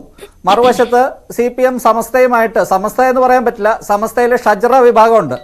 അതായത് മുസ്തഫ മുണ്ടുപാറ, ഉമർ ഫൈസി മുക്കം, അബ്ദുൾ ഹമീദ് ഫൈസി അമ്പലക്കടവ്, ഇതുപോലെയുള്ള സത്താർ പന്തല്ലൂർ, ഇതുപോലെയുള്ള ചില സമസ്തയിലെ വിഘടനവാദികൾ അല്ലെങ്കിൽ റെബൽ നേതാക്കൾ അവർ ഈ ജിഫ്രി മുത്തുക്കോയ തങ്ങളെ മുന്നിൽ നിർത്തിക്കൊണ്ട് ഒരു പ്രത്യേക കളി കളിക്കുന്നുണ്ട്. അവർ വിചാരിക്കുന്നത് സമസ്തയുടെ 30% വോട്ടുകൾ മുസ്ലിം ലീഗിൻ്റെ എതിർ വിഭാഗത്തിൽ, അതായത് CPM വിഭാഗത്തിന് കൊടുക്കാൻ പറ്റും. പൊന്നാനിയിൽ ഹംസയെ നിർത്തിയത് തന്നെ, KS ഹംസയെ നിർത്തിയത് തന്നെ ഇതേ സമസ്ത നേതാക്കളുടെ ഒരു കൃത്യമായ ഇടപെടൽ മൂലമാണ്. CPM ചിഹ്നത്തിൽ അവിടെ ഹംസ മത്സരിക്കുന്നത്. തൊട്ടപ്പുറത്ത് കരീം K നിർത്തിയിട്ടുണ്ട് ശ്രീ ഷാബു പ്രസാദിന്റെ തട്ടകത്തിൽ. ഈ കരീം K എന്നുള്ള ആ വാക്ക് തന്നെ, അല്ലെങ്കിൽ ആ ഒരു എന്താ പറയുന്നത്, ഈ സഖാവ് എളമരം കരീം എന്ന് അറിയപ്പെടുന്ന എളമരം കരീം ഇപ്പോൾ കരീം K ആയി മാറി. അത് തന്നെ ഒരു മുസ്ലിം ജനവിഭാഗങ്ങൾക്ക് ഒരു കോഡ് ഭാഷയിൽ കൊടുക്കുന്ന ഒരു സന്ദേശമാണ്. ഇത് നിങ്ങളുടെ ആളാണ്, നിങ്ങൾക്ക് വോട്ട് ചെയ്യൂ. അപ്പോൾ ഇവിടെ ഈ BJP ചെയ്യുന്ന അല്ലെങ്കിൽ വർഗീയത, BJPയുടെ വർഗീയതയ്ക്ക് കേരളത്തിൽ അധികം കറൻസി ഇല്ലാത്ത ഒരു സ്ഥലമാണല്ലോ നമ്മുടെ കേരളം. പക്ഷെ പലപ്പോഴും ഇതുപോലെയുള്ള ചെറിയ മൃദു വർഗീയതകൾ അത് CPM പ്രയോഗിക്കുന്നതാവാം, അല്ലെങ്കിൽ വേറെ ഏതെങ്കിലുമൊക്കെ സാമുദായിക പാർട്ടികൾ പ്രയോഗിക്കുന്നതാവാം. അതൊക്കെ ഇവിടെ വലിയ തോതിൽ അതിന് വലിയ അംഗീകാരം കിട്ടുന്നു. അതിനെയൊന്നും ആരും തള്ളി പറയുന്നില്ല എന്നുള്ള ഒരു വിരോധാഭാസം കേരളത്തിൽ നിലനിൽക്കുന്നുണ്ട്.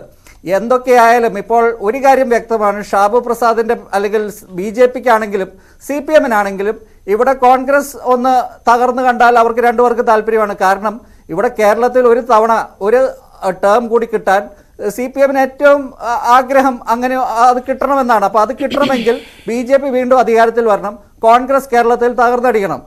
എന്നാലോ BJPക്ക് ഇവിടെ കോൺഗ്രസ് പതുക്കെ ഇങ്ങനെ ഇല്ലാതെയായാൽ അവർക്ക് പ്രതിപക്ഷമായി വരാം. പ്രതിപക്ഷമായി കഴിഞ്ഞാൽ ഈ മുഖ്യമന്ത്രിയുടെ മാസപ്പടി പോലെയുള്ള എല്ലാ കേസുകൾക്കും ഒറ്റയടിക്ക് ഇവിടെ ED-യെയും CBI-യും ഒക്കെ ഇറക്കി ഇവരെയൊക്കെ ജയിലിലിടാം, എന്നിട്ട് ഇവിടെ ഭരണം പിടിക്കാം എന്നുള്ള കൃത്യമായ നയം BJPക്കും CPM-നും ഉണ്ട്.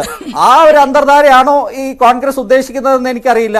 അങ്ങനെ ഒരു അന്തർധാരയാണെങ്കിൽ അത് ചിലപ്പോൾ ഉണ്ടാകാം. പക്ഷേ അങ്ങനെ അല്ലാതെ ഇപ്പൊ തൃശ്ശൂർ വടകരയിൽ വോട്ട് മറിക്കുന്നു എന്നൊക്കെ പറയുന്നത് എനിക്കറിയില്ല, അങ്ങനെ നടക്കുമോ ഇല്ലയോ എന്നറിയില്ല. പക്ഷേ ഈ സമസ്ത വിഭാഗത്തെ CPM കൂടെ കൂട്ടിയിട്ടുണ്ട്, ഷജറ വിഭാഗത്തെ. അവർ 30% വോട്ട് മറിക്കുമെന്നാണ് മുസ്തഫ മുണ്ടുപാറ എന്നോട് പറഞ്ഞത്. പക്ഷേ PMS സലാമൊക്കെ പറയുന്ന 5% പോലും അവർക്ക് മറിക്കാൻ പറ്റില്ല എന്നാണ്. അതെന്താണെന്ന് ഈ മലബാർ മണ്ഡലങ്ങളിലെ റിസൾട്ട് വരുമ്പോൾ നമുക്കറിയാൻ പറ്റും. ഓക്കെ, ശരി.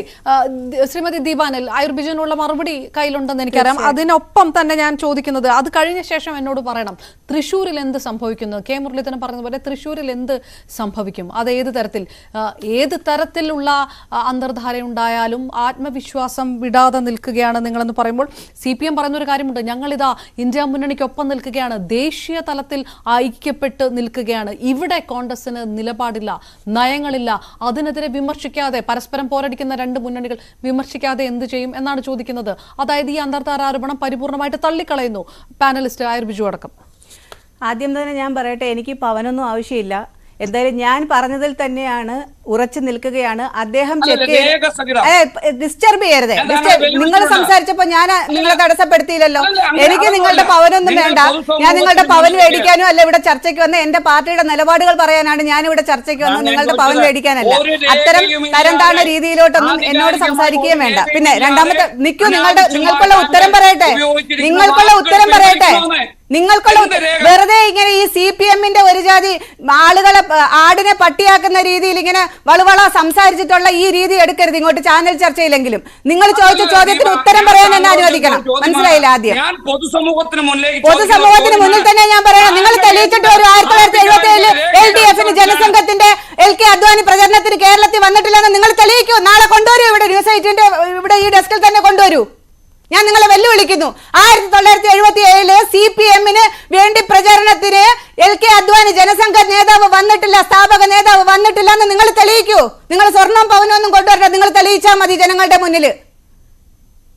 പിന്നെ ലാവ്ലിൻ കേസ് മാറ്റിവെക്കണം, സുപ്രീം കോടതിയിലാണെന്ന് പറഞ്ഞല്ലോ. ലാവ്ലിൻ കേസിൽ സുപ്രീം കോടതി അങ്ങനെ ചെന്നിട്ട് ഇവിടെ അങ്ങോട്ട് ചെല്ലുമ്പോ അങ്ങ് എടുക്കുകയല്ല. അതിന് പ്രോസിക്യൂട്ടർ ചെല്ലണം, വക്കീല് ചെല്ലില്ല, വക്കീല് ഹാജരാവില്ല, പ്രോസിക്യൂട്ടർ ഹാജരാവില്ല. ഇങ്ങനെ ഓരോ തരത്തിലുള്ള തടസ്സങ്ങൾ ഉണ്ടാക്കിക്കൊണ്ടാണ് കേന്ദ്ര ഗവൺമെന്റ് അതിൽ തടസ്സങ്ങൾ ഉണ്ടാക്കുന്നതെന്നാണ് പറഞ്ഞത്. അല്ലാതെ സുപ്രീം കോടതി പരിഗണിക്കുന്നില്ല എന്നല്ല. നിങ്ങൾ ഈ വെറുതെ ഈ ചാനൽ ചർച്ചയിൽ വന്നിരിക്കുന്നവരും ചാനൽ ചർച്ച കാണുന്നവരും ഒക്കെ വെറും പിന്നെ എന്താണ് കൈരളി ചാനലും ദേശാഭിമാനി പത്രവും മാത്രം വായിക്കുന്നവരാണെന്ന് നിങ്ങൾ വിചാരിക്കരുത്. മനസ്സിലായില്ലേ? അങ്ങനെ പറഞ്ഞുകൊണ്ട് നിങ്ങൾ ഇവിടെ സംസാരിക്കുകയും ചെയ്യണ്ട. സുപ്രീം കോടതിയല്ലേ എടുക്കുന്നത്? അപ്പൊ സുപ്രീം കോടതി കൃത്യമായ പ്രൊസീജിയർ ഇല്ലേ? എന്തിന്റെ അടിസ്ഥാനത്തിലാണ് താങ്കൾക്ക് അറിയാമോ?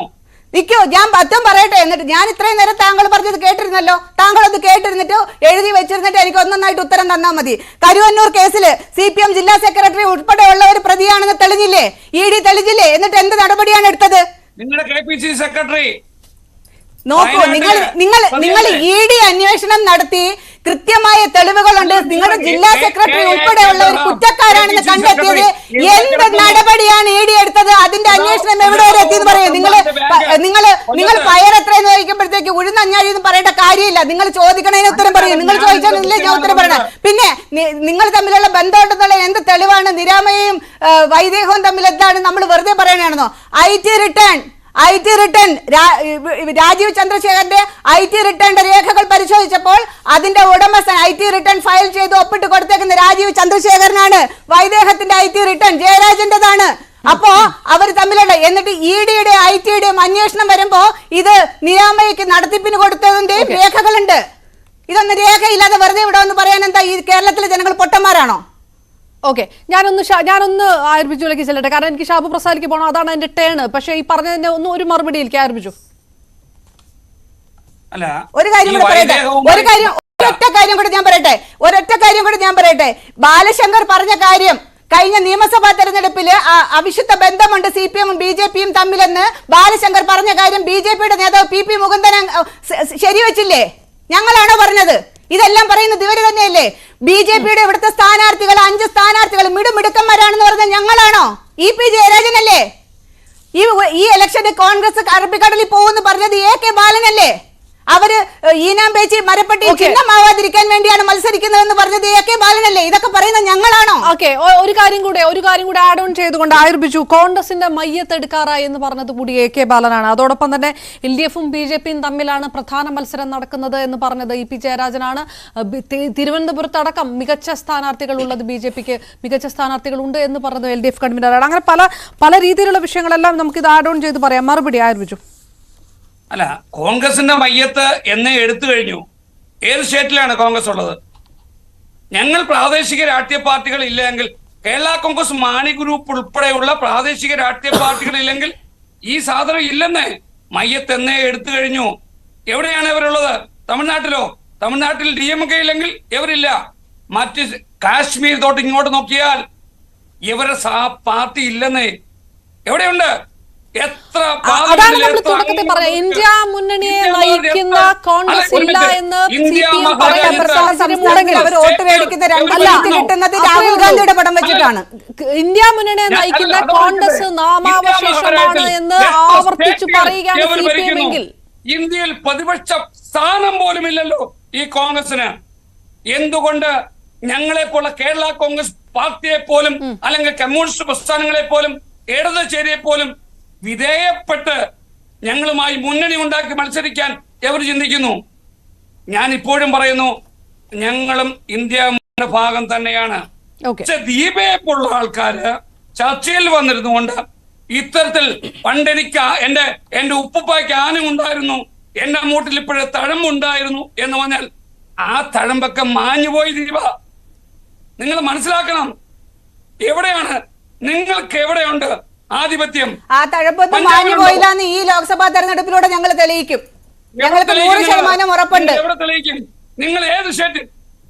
ഇന്ത്യ മഹാരാജ്യത്തെ 543 സീറ്റുകളിൽ നിങ്ങൾ എത്ര സീറ്റിൽ മത്സരിക്കുന്നു അറിയാമോ? അതുകൊണ്ട് അതൊന്നും വേണ്ട. ഉപ്പുപ്പയ്ക്ക് പണ്ട് ആന ഉണ്ടായിരുന്നു, കൊച്ചപ്പന് തഴമ്പുണ്ടായിരുന്നു. ആ തഴമ്പൊന്നും ഇന്നില്ല എന്നുള്ള കാര്യം മനസ്സിലാക്കിക്കൊണ്ട് വേണം ചർച്ചയിൽ ഇരിക്കുവാൻ. ഒറ്റ സെക്കൻഡ്. ബഹുമാനായ ആനന്ദ് എന്ന് പറയുന്ന ഒരു വ്യക്തി അദ്ദേഹം സംസാരിച്ചപ്പോൾ ചില കാര്യങ്ങൾ പറഞ്ഞു.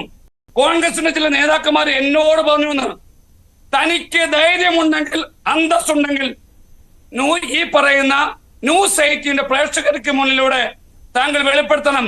കോൺഗ്രസിന്റെ ഇന്ന നേതാവ് എന്നോട് പറഞ്ഞു എന്ന്. താങ്കൾക്ക് ധൈര്യമുണ്ടോ? ഉണ്ടെങ്കിൽ ഇപ്പോൾ പറഞ്ഞു, ഞാൻ വഴങ്ങിത്തരാം. കോൺഗ്രസിന്റെ ഇന്ന നേതാവ് എന്നോട് പറഞ്ഞു എന്ന് പറയണ ആധിപത്യമില്ലാതെ ശൂന്യതയിൽ നിന്ന് വീശി പിടിച്ചുകൊണ്ട് സംസാരിക്കരുത്. ഇനി ആനന്ദിന്റെ ഒരു കാര്യം കൂടെ, ജനൻ ടിവിയിൽ ചർച്ചയ്ക്ക് പോകുന്നത്, ജനൻ ടിവിയിൽ ഞാനും ഷാബു പ്രസാദും ഒക്കെ ചർച്ചയ്ക്ക് പോകും. ഷാബു പ്രസാദും പോവും, ഞാനും പോവും. ഞങ്ങളുടെ കൂടെ ഇരിക്കാൻ തനിക്ക് മനസ്സില്ലെങ്കിൽ അതിപ്പോ താങ്കൾക്കുള്ള വീക്ക്നെസ് ആയിട്ട്, പരാജയമായിട്ട് ഞാൻ കാണുന്നു. നമുക്ക് വിഷയത്തിൽ നിന്ന് വിട്ടുപോണ്ട, ഈ ചർച്ചയുമായിട്ട് ബന്ധപ്പെട്ട് അവർണ അത്തരത്തിൽ ഈ പറഞ്ഞ ആനന്ദ് എന്ന് പറഞ്ഞ പാനലിസ്റ്റ് സംസാരിച്ചപ്പോൾ എന്തേ നിങ്ങൾ ഇടപെട്ടില്ല? ഞാനും നിങ്ങളുടെ ഗസ്റ്റ് അല്ലേ? ഷാബു പ്രസാദ് നിങ്ങളുടെ ഗസ്റ്റ് അല്ലേ? ഞാനും ഷാബു പ്രസാദ്. ജനൻ TV എന്ന് പറയുന്നത് ഈ രാജ്യത്തെ ഏറ്റവും മോശമായ ഒരു ചാനലാണ്. അവിടെ ചർച്ചയ്ക്ക് പോകുന്നത് മോശമാണ്, ഒന്നുമല്ലല്ലോ. അതുകൊണ്ട് ആനന്ദ് ആ മിടുക്കൊക്കെ കൈ വെച്ചിരുന്നാ മതി. ഞാൻ ഒറ്റ വെല്ലുവിളി താങ്കൾക്ക് ഉയർത്തുന്നു. നേതാക്കന്മാർ തന്നോട് പറഞ്ഞു, ആര് പറഞ്ഞു, എപ്പോൾ പറഞ്ഞു എന്ന് പറഞ്ഞു. ഞാൻ വിഷയത്തിൽ നിന്ന് മാറി എനിക്ക് ഷാബു പ്രസാദിലേക്ക് പോകാൻ കഴിയേണ്ടി വരും. ആ പ്രധാനപ്പെട്ട വിഷയത്തിലേക്ക് നമുക്ക് മാറിപ്പോയാൽ, ചർച്ചയുടെ പ്രധാനപ്പെട്ട വിഷയത്തിൽ നിന്ന് ഈ വെല്ലുവിളികൾക്കിടയിൽ ആ വിഷയം തന്നെ മാറിപ്പോവുകയാണ്. ഷാബു പ്രസാദ്, ഞാൻ നേരത്തെ പറഞ്ഞു വന്ന കാര്യം, കോൺഗ്രസ് നാമാവശേഷമായി എന്ന് ഇടതു നേതാക്കൾ പറയുക, അത് തന്നെ BJPയും പറയുക. താങ്കൾ നേരത്തെ പറഞ്ഞതുപോലെ ഒരു സംശയവുമില്ല UDFന്റെ പരാജയത്തിൽ എന്ന് പറയുമ്പോൾ ഈ കോൺഗ്രസ് തീർന്നു എന്ന് പറയുന്ന ഒരു അവസ്ഥയുണ്ട്. പ്രതിപക്ഷം തീർന്നു എന്ന അവസ്ഥയിലും പ്രതിപക്ഷ നേതാക്കൾക്കെതിരെ ദേശീയ അന്വേഷണ ഏജൻസികളെ വിട്ട് കേസെടുക്കാനും ആ രീതിയിലേക്ക് കടക്കാനും BJPക്ക് മടിയില്ലാത്ത ഒരു സാഹചര്യം കൂടി ഇതിനൊപ്പം നടക്കുന്നുണ്ട് എന്ന് കൂടി പറയാൻ ഓർമ്മിപ്പിക്കുകയാണ് ഞാൻ പറഞ്ഞല്ലോ, എന്തുകൊണ്ടാണ് കോൺഗ്രസ് തകർന്നു, കോൺഗ്രസ് തകരാൻ പോകുന്നു, ഈ തെരഞ്ഞെടുപ്പോടുകൂടി കോൺഗ്രസിന്റെ പതനം ഏതാണ്ട് പൂർത്തിയാകും എന്ന് ഞാൻ പറഞ്ഞതിൻ്റെ കാരണം ഞാനിവിടെ വളരെ വ്യക്തമായി വിശദീകരിച്ചിട്ടുണ്ട്. അവിടെ അന്തർധാരയുടെയും ഓവർധാരയുടെയും ഒന്നും പ്രശ്നമൊന്നുമില്ല. വളരെ കൃത്യമായിട്ട് പറഞ്ഞു, ഒരു രാഷ്ട്രീയ പാർട്ടി അവരുടെ രാഷ്ട്രീയ ധർമ്മം നടപ്പാക്കുന്നതിൽ അവർ പരാജയപ്പെട്ടു. അവർ കഴിഞ്ഞ തെരഞ്ഞെടുപ്പിൽ, കേരളത്തിലെ അസംബ്ലി തെരഞ്ഞെടുപ്പിലും കഴിഞ്ഞ 2 പാർലമെന്റിലെ തെരഞ്ഞെടുപ്പിലും അവർക്ക് ജനങ്ങൾ നൽകിയത് പ്രതിപക്ഷത്തിന്റെ സ്ഥാനമാണ്. ഔദ്യോഗികമായ പ്രതിപക്ഷമില്ലെങ്കിൽ പോലും അവർക്ക് പ്രതിപക്ഷത്തിന്റെ സ്ഥാനമാണ് നൽകിയത്. ആ പ്രതിപക്ഷ ഒരു രാജ്യത്ത്, ഒരു ജനാധിപത്യത്തിൽ, പാർലമെന്ററി ജനാധിപത്യത്തിൽ പ്രതിപക്ഷത്തിന് വലിയ റോളുണ്ട്. ആ പ്രതിപക്ഷ ധർമ്മം എന്ന് പറയുന്നൊരു സംഭവമുണ്ട്. ആ പ്രതിപക്ഷ ധർമ്മം നിർവഹിക്കുന്നതിൽ കോൺഗ്രസ് പരാജയപ്പെട്ടു. അതാണ് കോൺഗ്രസിന്റെ പതനത്തിന് കാരണമായി ഞാൻ പറയുന്നത്. ഇപ്പോൾ ഒരു കാര്യം ഞാൻ പറയട്ടെ, 1984 തെരഞ്ഞെടുപ്പിൽ കോൺഗ്രസ് ചരിത്രത്തിലെ ഏറ്റവും വലിയ മഹാഭൂരിപക്ഷത്തോടു കൂടിയാണ് അധികാരത്തിൽ വന്നത്. BJPക്ക് അന്ന് 2 സീറ്റേ ഉള്ളൂ. അന്ന് മുഖ്യ പ്രതിപക്ഷം തെലുങ്ക് ദേശം പാർട്ടിയും പ്രതിപക്ഷത്തെ രണ്ടാമത്തെ പ്രബല കക്ഷി CPM-ഉമായിരുന്നു. ആലോചിക്കണം, അന്ന് പ്രതിപക്ഷങ്ങളെല്ലാം കൂടി ഒരുമിച്ച് നിന്നുകൊണ്ട് അന്ന് ഈ മഹാഭൂരിപക്ഷത്തോടു കൂടി ഭരിച്ചിരുന്ന രാജീവ് ഗാന്ധിക്കെതിരെ വലിയ നീക്കങ്ങൾ, രാഷ്ട്രീയ നീക്കങ്ങൾ നടത്തി. ആ വലിയ രാഷ്ട്രീയ നീക്കം കാര്യം ആ പ്രതിപക്ഷ ധർമ്മം അവിടെ പരിപാലിക്കപ്പെട്ടു. BJPയും CPM-ഉം എല്ലാം തോളോട് തോൾ ചേർന്ന് നിന്ന് മത്സരിച്ച് തന്നെയാണ് 1989 രാജീവ് ഗാന്ധിയെ താഴെ ഇറക്കിയത്. അതൊരു സംശയവുമില്ല. അത് തുറന്ന് പറയാൻ അവിടെ BJPക്ക് മടിയൊന്നുമില്ല. BJP അവർ വളരെ വ്യക്തമായിട്ട് പറഞ്ഞിട്ടുണ്ട്. LK അദ്വാനിയുടെ ആത്മകഥ വരെ നല്ല വ്യക്തമായിട്ട് പറഞ്ഞിട്ടുണ്ട്. BJP അങ്ങനെ ഒരു രാഷ്ട്രീയ യുദ്ധവും ഒരിടത്തും കാണിച്ചിട്ടില്ല. അങ്ങനെ ഓരോ സമയത്തെ ഓരോ സാഹചര്യത്തിനനുസരിച്ച് ഏത് പാർട്ടിയുമായും കൂടുന്നതിൻ്റെ അകത്ത് അയിത്തമോ അല്ലെങ്കിൽ അതിൻ്റെ അകത്ത് അസ്പൃശ്യതയോ BJP കാണിച്ചിട്ടില്ല. അതൊരു സത്യമാണത്. അങ്ങനെ അന്ന് BJP അടക്കമുള്ള പ്രതിപക്ഷം, ദുർബലമായ BJP, 2 സീറ്റ് മാത്രമുണ്ടായിരുന്ന BJP അടക്കമുള്ള പ്രതിപക്ഷം ആ പ്രതിപക്ഷ ധർമ്മം നിർവഹിച്ചത് കൊണ്ടാണ് രാജീവ് ഗാന്ധിക്ക് 5 വർഷത്തിന് ശേഷം പരാജയപ്പെട്ട് താഴെ ഇറങ്ങേണ്ടി വന്നത്. ഇപ്പോൾ ഇവർ ഇതൊക്കെ പറയുന്നു. ഇപ്പൊ ഇലക്ട്രൽ ബോണ്ടിന്റെ കാര്യം പറയുന്നു. ശരി, നിങ്ങളിത് ജനങ്ങളുടെ ഇടയിൽ ചർച്ചയാക്കാൻ നിങ്ങൾക്ക് കഴിഞ്ഞോ? നിങ്ങൾ അങ്ങനെ ഉറച്ചു വിശ്വസിക്കുന്നുവെങ്കിൽ അവർക്ക് ഒന്നാമത്തെ കാര്യം എന്താണെന്നറിയാം, ഈ നരേന്ദ്രമോദിക്കെതിരെയും BJPക്കെതിരെയും കേന്ദ്ര ഗവൺമെന്റിനെതിരെയും പറയുന്ന ആരോപണങ്ങളിൽ ഇവർക്ക് തന്നെ കോൺഫിഡൻസ് ഇല്ല. അല്ല, ഇടതുപക്ഷം പറയുന്നില്ല എന്നാണ് ആരോപണം. പ്രധാന മുഖ്യമന്ത്രി പറയുന്നില്ല എന്നാണ് കോൺഗ്രസ് ചോദിക്കുന്നത്. നിങ്ങൾ ചർച്ച അലമ്പാക്കരുത്. എന്താണിത് മറ്റുള്ളവർ സംസാരിക്കുന്നത്? പ്ലീസ് നിങ്ങൾ നിങ്ങളുടെ അവസരത്തിൽ സംസാരിക്കും. അതാണ് പറഞ്ഞത്. അപ്പം ഞാൻ ഇത്ര മാത്രമേ പറയുന്നത്. ഇനിയിപ്പം കേരളത്തിലെ CPM-നെ സംബന്ധിച്ചിടത്തോളം ഉള്ള കാര്യം ഞാൻ മനസ്സിലാക്കിയ കാര്യമാണ് പറഞ്ഞു. കേരളത്തിലെ CPM-ന് താല്പര്യം കേന്ദ്രത്തിൽ നരേന്ദ്രമോദിയും BJPയും ഭരിക്കുന്നത് തന്നെയാണ്. അവർക്ക് താല്പര്യം അത് തന്നെയാണ്. നിങ്ങൾ നിങ്ങളുടെ അവസരത്തിൽ സംസാരിക്കും. നിങ്ങളുടെ അവസരത്തിൽ മാത്രം സംസാരിക്കും. ഞാൻ എൻ്റെ ഒരു പൊളിറ്റിക്കൽ ഒബ്സർവേഷൻ അതാണ്. ഇതേപോലെയുള്ള കുറെ ഈ മണ്ടന്മാരായ അണികൾ മോദിയെ തെറി വിളിച്ച് തന്തയ്ക്ക് വിളിച്ച് നടക്കുന്നു എന്നുള്ളതല്ലാതെ സത്യത്തിൽ ഇവിടുത്തെ പിണറായി വിജയൻ എങ്കിൽ മാത്രമേ അതിന്റെ കാരണം പറയാം, എങ്കിൽ മാത്രമേ ഇവിടെ ഡെവലപ്മെന്റ് ഉണ്ടാവുകയുള്ളൂ. അതാണോ കാരണം? ഡിബേറ്റബിൾ വിഷയമാണ് ശ്രീ ഷാബു പ്രസാദ്. അതാണോ കാരണം എന്നുള്ളത് ഡിബേറ്റബിൾ വിഷയമാണ്. ഞാൻ ആനന്ദ് കൊച്ചുകൂടി, ജയിലിൽ നിന്ന് നാട് ഭരിക്കേണ്ട അവസ്ഥയാണ് പലർക്കും. അപ്പോൾ ഈ സാഹചര്യമൊക്കെ, രാഷ്ട്രീയ സാഹചര്യമൊക്കെ ഈ രീതിയിലാണ് തുടർന്നു പോകുന്നതെങ്കിൽ ഒരുപക്ഷെ പരസ്യമായ അന്തർധാരയിലൊക്കെ കാര്യങ്ങൾ പോകും എന്നാണോ വായിച്ചെടുക്കേണ്ടത് ഷാബു പ്രസാദ് പറയുന്നതിലൂടെ?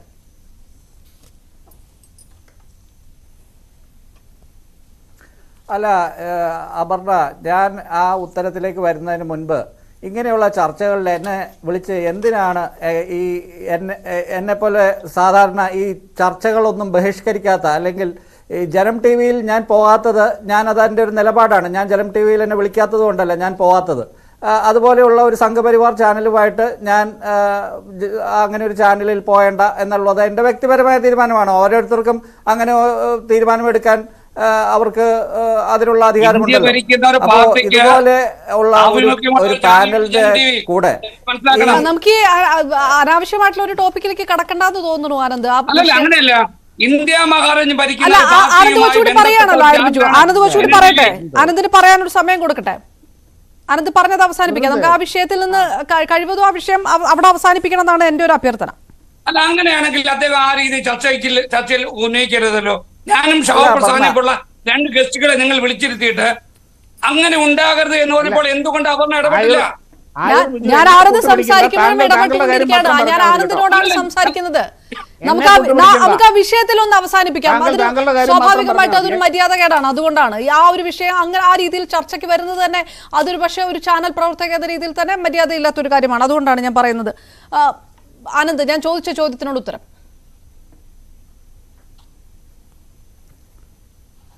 അപർണ, ഈ 2014 തൊട്ട് ഒരു ഇപ്പോൾ 10 വർഷമായി, ഏകദേശം 500 1000 ചർച്ചയിൽ പങ്കെടുത്തിട്ടുള്ള ആളാണ്. ഇതുപോലൊരു അനുഭവം എനിക്ക് ഇതിന് മുൻപ് ഉണ്ടായിട്ടില്ല. ഇങ്ങനെയുള്ള ഒരു ചർച്ചയിൽ എന്തായാലും എനിക്കിനി തുടരാൻ താല്പര്യമില്ല. അത് ഉത്തരമില്ലാത്തത് കൊണ്ടൊന്നുമല്ല, ഇതുപോലെയുള്ള വാക്കുകളൊക്കെ കേൾക്കേണ്ടി വരില്ല. ഞാനൊരു രാഷ്ട്രീയക്കാരനല്ല. എനിക്ക് അങ്ങനെയുള്ള ഒരു എന്താ പറയുന്നത് ഇങ്ങനെയുള്ള ഒരു ചർച്ചയിൽ ഇരിക്കേണ്ട ഒരു ആവശ്യം എനിക്കില്ല.